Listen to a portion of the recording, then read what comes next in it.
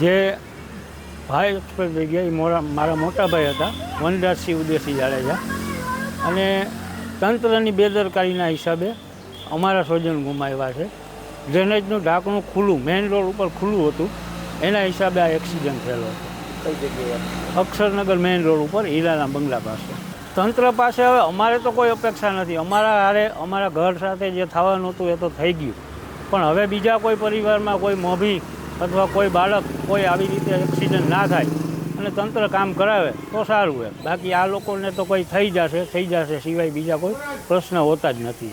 હું આશા રાખું ન થાય, પણ આશા આ લોકોની આગળ રાખવા જેવી છે નહીં, પણ છતાં આપણે રાખીએ કે ભાઈ હવે જો આ લોકો રિપેરિંગ કરાવે અથવા તો ઢાંકણા ખોલાલા હોય અહીંયા બેરીકેટિંગ મુકાવે તો સારું, પણ આ લોકો ભાઈ આશા રાખવા જેવી નથી, પણ આપણે રાખીએ છતાં એવું છે.